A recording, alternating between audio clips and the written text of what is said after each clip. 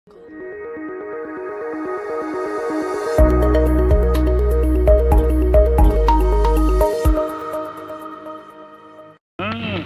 পর এক খুন করা সত্ত্বেও পুলিশ বাবুলকে গ্রেফতার করতে পারছে না কেন? ঢাকা শহরের বুকে কুখ্যাত খুনি বাবুলকে কারা সরকার দিচ্ছে, জবাব দিন। কারা বাবুল কতদিন সত্য দিচ্ছে বলুন। দেখুন, পুলিশ তাদের সর্বাত্মক চেষ্টা করে যাচ্ছে। অভিযোগ উঠেছে আপনার রাজনৈতিক দল বিভিন্ন সন্ত্রাসীদের শেল্টার দিয়ে তাদের অপরাধ করার রাস্তা উন্মুক্ত করে দিচ্ছে। কথাটা কি সত্য না মিথ্যে? কি বলতে চান আপনি? জানেন, 4 বছর ধরে ক্ষমতা থাকার পরেও বরণের কাপড় ছাড়া আমার কোনো সম্পত্তি নেই। আমার বাড়িতে এখন পর্যন্ত ভাত, ডাল আর আলু ভর্তাই হচ্ছে প্রধান খাদ্য।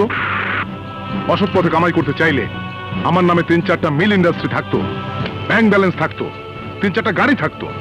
তার কোনো কিছুই আমার নেই। সৎভাবে জীবনযাপন করছি, এটাই কি আমার অপরাধ? কিন্তু বাবুলকে গ্রেফতার করার জন্য আপনারা পুলিশকে অর্ডার দিচ্ছেন না কেন? কারণ অপরাধ প্রমাণিত না হওয়া পর্যন্ত কেউ অপরাধী নয়। তাই বাবুলের নামে যতক্ষণ না পর্যন্ত অপরাধ প্রমাণিত হচ্ছে, ততক্ষণ পর্যন্ত কোনো ডিসিশন আমাদের পক্ষে দেওয়া সম্ভব না।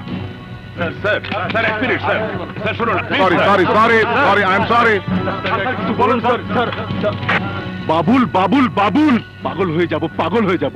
আচ্ছা বাবা, তুমি পারো না তরফদারকে দিয়ে ওর মডেলটাই চেঞ্জ করে দিতে? আহা, তুই রাজনীতি বুঝিস না মিশা। বাবুল একটা পাওয়ার।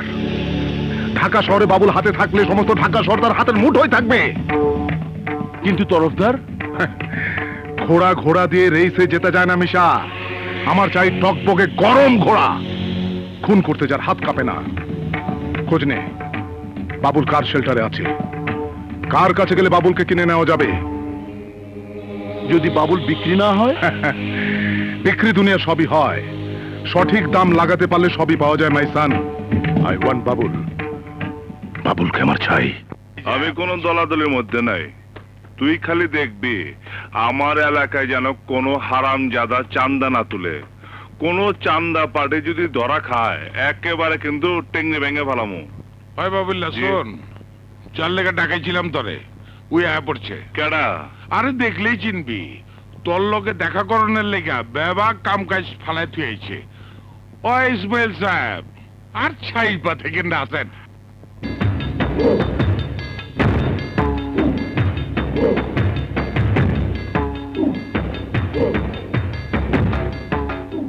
এই যে উনি, ওনারে তো পল্টন ময়দানে ভাষণ দিতে দেখছি। উনি তো নেতা। উনি হইলেন জনদরদি পার্টি প্রেসিডেন্ট ইসমাইল সর্দার। তো আমার কাছে কি? আমি চাই তুমি আমার হয়ে কাজ করো। কি কাম? রাজনীতি করতে গেলে অনেককে চড়থাপ্পড় দিতে হয়, আমরা তো আর সেটা পারি না। তাই আমার হয়ে তোমাকে চট্টা দিতে হবে। যে কাজ আমি করতে পারি না সেই কাজগুলো তোমাকে করে দিতে হবে। তাই তোমাকে কিনে নিতে এসেছি। আচ্ছা, ইচ্ছা করলে সব কিনতে পারেন আপনি, আর আমি যদি বিক্রি না হই? বোকামি করবে। কেমনে? আমাদের হাতে ক্ষমতা। আমরা চাইলে পুলিশ তোমাকে দেখেও দেখবে না, আমরা চাইলে তোমার কোনো বিচার হবে না। আর টাকা পয়সা যা পাবে তা তুমি সারা জীবন চাইলেও খরচ করে শেষ করতে পারবে না। এই যে আমার অ্যাডভান্স 1 কোটি টাকা।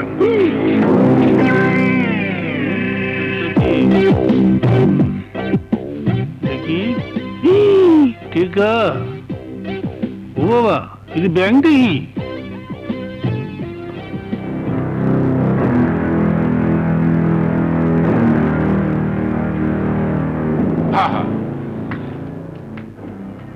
বাপটা চুস্কি রাজি হয়ে যা, এই জানাসার পাবি না। সরকারি দল সবকিছু বেশি বেশি।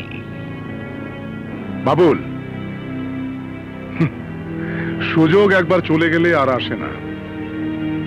তোমার মতো দেশপ্রেমিক আমাদের প্রয়োজন। তোমার মতো বাবুল দেশে প্রতিদিন জন্মায় না। তোমার ক্ষমতা আমি আমার দলের প্রয়োজনে ব্যবহার করব। কি বলো? ইস, কিট্টু লাগছে রে, মগজটা দোলা দিতেব। বাবুল কবুল করে ফেলা। পুলিশের কাছ থেকে আর পলে থাকতে হইব না। বুক ফুলাইয়া মজ দোকান দিয়ে আসতে হাঁটতে যাবো, ট্রাফিক জাম করে ফেলামু, কে কিছু করতে পারবো না, টাকা আছে না। বাবুল বাবুল রাজি হয়ে যাও, ভাই বুঝাও।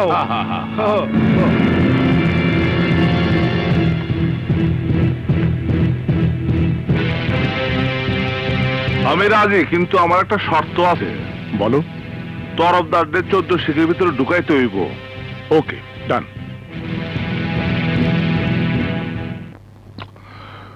তোমার প্রথম কাজ হচ্ছে, শম্ভু নামে একটা লোক আমার জায়গা অবৈধভাবে দখল করে আছে। তোমার কাজ হচ্ছে ওকে সরিয়ে দেওয়া। ওকে? এইটা আমার বস্তি। এখানে থাকতে হলে হেরোইন, গাঁজা, ডাইলের ব্যবসা করে থাকতে হবে।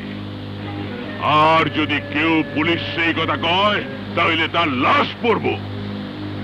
ঢাকা শহরে এমন কোন শক্তি নাই যে শম্ভুর সাথে লাগতে আসবে। ওই শম্ভু, তোর বাপ! আমার বাপ তো কবেই মরে গেছে। তুই আমার কোন বাপ? ঢাকা শহরের প্রতিদিন সকালে পেপার খুললে যার নাম দেখে, যার স্টল, অফিস, আদালতে সর্বক্ষণ যার আলাপ হয়, আমি সেই লোক বাবুল। শম্ভুর বস্তিতে একটা পিঁপড়াও ঢুকতে পারে না। তুই যখন ঢুকে পড়েছিস, তখন আর জীবন নিয়ে ফিরে যেতে পারবি না।